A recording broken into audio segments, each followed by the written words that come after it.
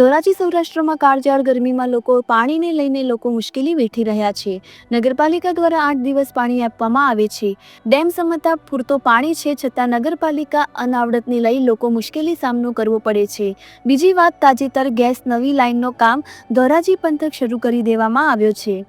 તમે પાણી લાઈન તોડી નાખવામાં આવે। એક નગરપાલિકા દ્વારા 8 દિવસ પાણી આવે, ઉપર ગેસ લાઈન કોન્ટ્રાક્ટરની બેદરકારીથી પાણી લાઈન તોડી પાછી રિપેરિંગ કરવામાં આવતી। લોકોને પાણી વગર દૂર દૂર સુધી પાણી ભરવા જવું પડે છે। લોકોની માંગ છે તાત્કાલિક પાણી લાઈન રિપેરિંગ કરવામાં આવે। રિપોર્ટર ફિરોજ જુનેજા, ધોરાજી। શરૂઆત મારું નામ ઇન્દ્રજીતસિંહ જાડેજા છે। હું વીસી પ્લોટમાં વોર્ડ નંબર 8માં રહું છું।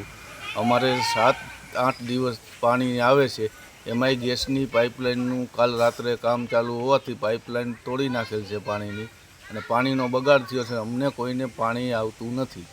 હું નગરપાલિકાને જાણ કરવા માગું છું કે વહેલી તકે આ પાણીની પ્રશ્ન હલ કરે અને ગેસને પાઇપલાઇનવાળાઓને કહીને એનું રિપેરિંગ કામ જલ્દીથી કરાવે, અને જ્યાં ત્યાં ખાડા ખોદીને વયા ગયા છે એ તાકીદે બુરાવીને પાઇપલાઇન રિપેર કરાવે એવી હું માગણી કરું છું। કયા કારણોસર આ પાણીની લાઈન તૂટી ગઈ છે? આ પાણીની પાઇપલાઇન, ગેસની પાઇપલાઇનનું કામ ચાલુ હોવાથી પાઇપલાઇન પાણીની તોડી નાખેલ છે, તો એ તાકીદે રિપેર કરાવવાની માગણી હું રજૂઆત કરું।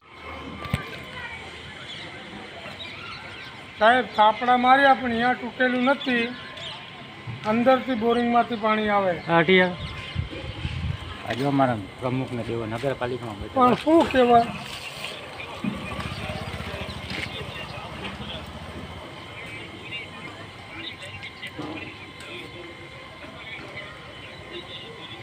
સાહેબ જે આપણે પાઇપ દેખાય છે ને ત્યાં પાઇપ તૂટેલો છે જ નથી।